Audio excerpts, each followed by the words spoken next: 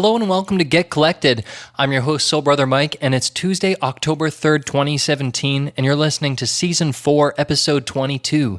Today's episode of Get Collected is co-hosted by Chrissy Cochran. Hello. Today in Get Political, Chrissy is giving you the rundown on the new leader of the NDP party. And here's something she's going to share with you, her song called On Time. And then in What's the Deal, we'll let you know what's going on. Now let's get to the show.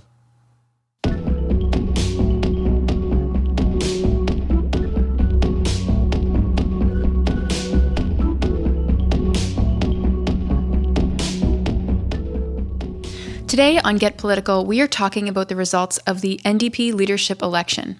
So as you may have heard, Jagmeet Singh is the new leader of the New Democratic Party. He was named on Sunday night with 53.8% of the vote on the first ballot. Charlie Angus came in second with 19.4%, Nikki Ashton with 17.4%, and Guy Caron with 9.4%.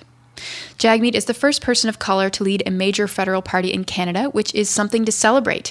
And it's kind of surprising that it hasn't happened before, because we like to think of Canadians as being maybe more progressive than we actually are. But anyway, I wanted to tell you just a couple things about Jagmeet to sort of paint the picture of what's probably going to be discussed about him over the next couple of months.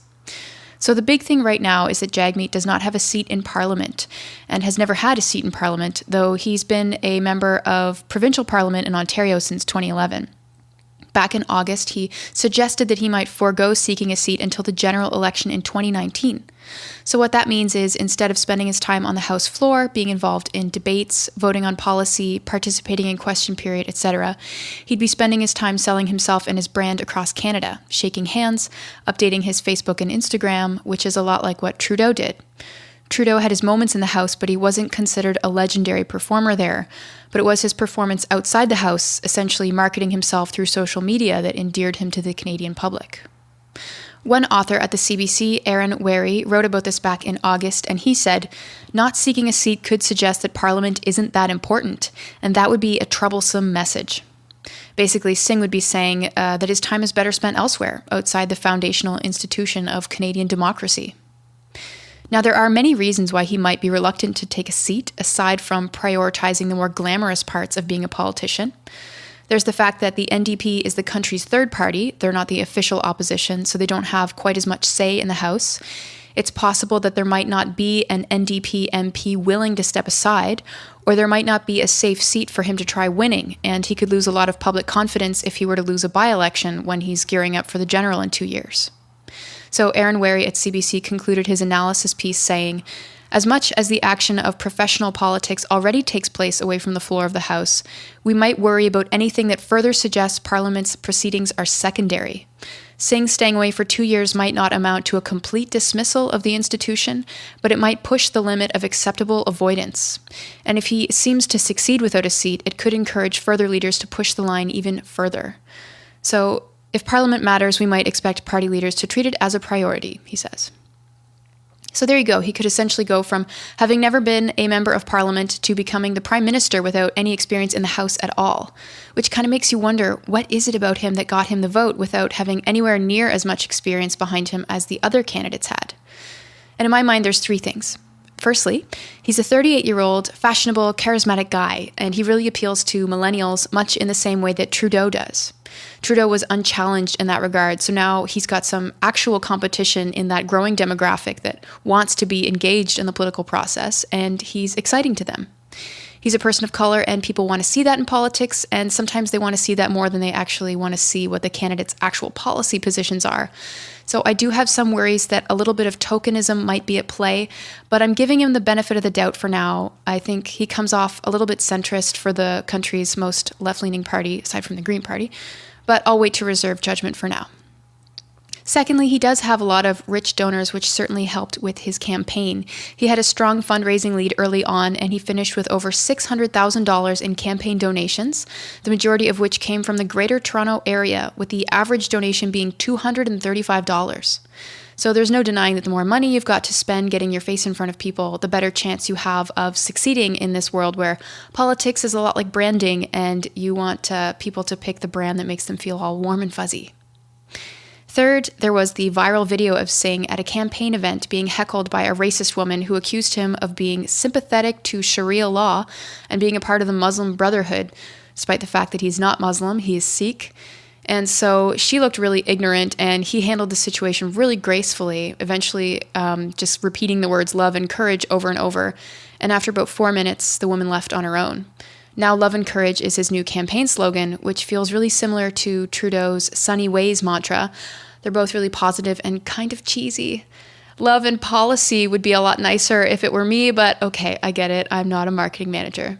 At any rate, the video was such a huge win for him. It was all over social media. It was getting coverage on news in the States and all around the world, and it made him look really good. So I have to say there's a part of me that almost wondered if it was real or not. I'm not one for conspiracy theories, but I'm just saying, it gave him a big boost right before the ballots were cast, and you can't buy better publicity than that. So anyway, that's my rundown of Jagmeet Singh. It's great to see a millennial and a person of color leading a major political party, and I'm excited to see what kind of policy positions and social issues he's going to take. And I guess we'll just have to wait and see if he's going to go for a seat in the House or not, and whether that happens, we'll let you know.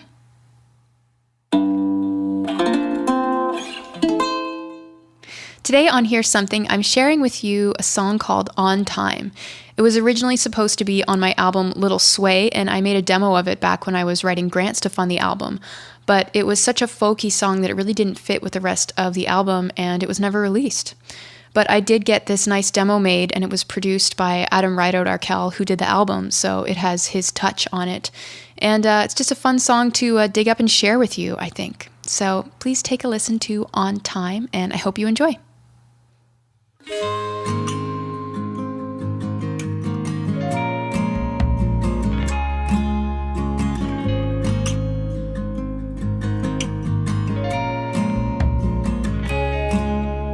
I'm done acting sincere, and I know damn well you don't wanna be here, 'cause these guys can't play for shit, and no amount of alcohol is worth it.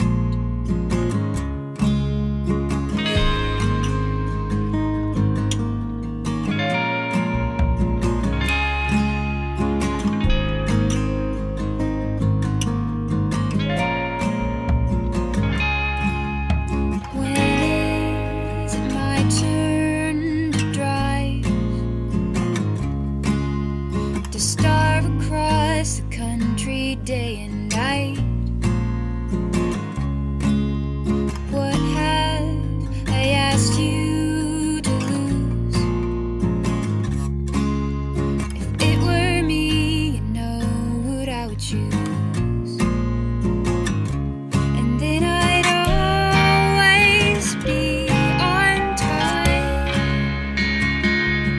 Then I'd always be on time. Then I'd always be on time.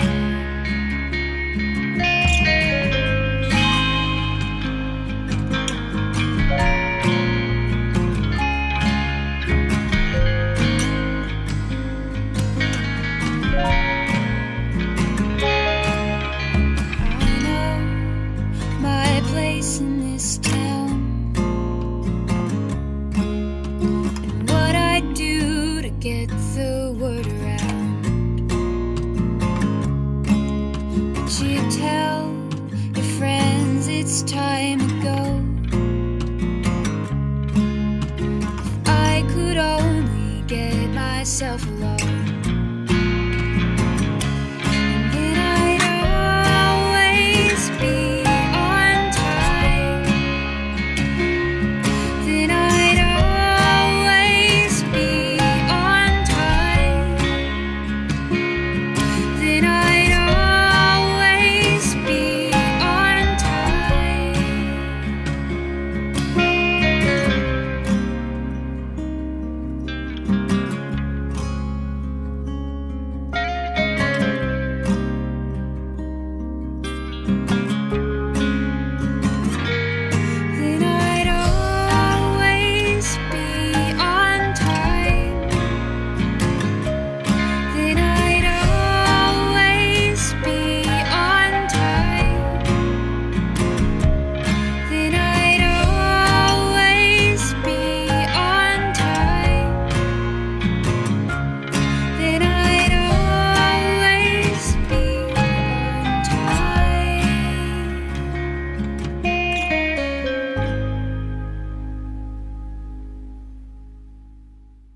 All right, that was On Time by Chrissy Cochran. Reach out to her on Twitter at Chrissy Cochran and let her know what you thought. Also, if you'd like to download and own that recording, subscribe to the Get Collected podcast on Patreon. For $5 a month, you'll get access to all of the music that we feature in the Here's Something part of our show, and it's often rare and otherwise unreleased. So go subscribe now at patreon.com/getcollected.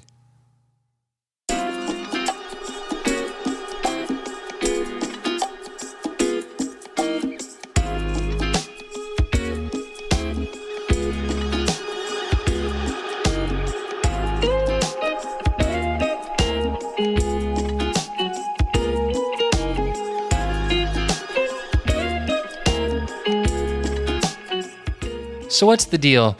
Here's the deal. We have 4 awesome events coming up this week if you're in Windsor, Ontario. The first of which is called Plug Into Music Windsor Essex. This is a meet and greet event for the Windsor Essex Music Advisory Council that Chrissy and I are components of. It's happening at Craft Heads Brewing Company at 89 University Avenue West from 7 p.m. to 9 p.m., so that's tomorrow night. And the event is free to attend and includes free food. On Friday night, Chrissy will be playing at Reno's Kitchen at 131 Elliott Street West from 7 to 9 p.m. That's also free to attend, although you might want to try one of their beers on tap there or some of the delicious food they've got. Then on Saturday, we'll be both playing at the Downtown Windsor Farmers Market. That's from 11 a.m. to 1 p.m., and this will be the last market of the year, so we're excited to be the ones closing out another great year of open streets and sweet treats.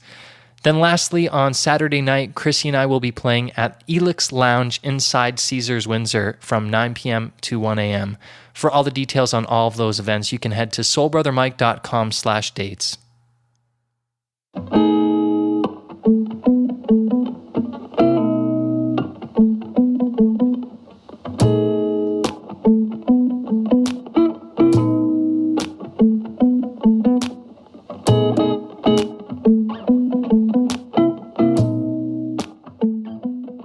All right, that's our show for today. Thanks so much for listening. Tune back in on Thursday for an all-new Specific Awesomeness. Stay tuned and stay collected.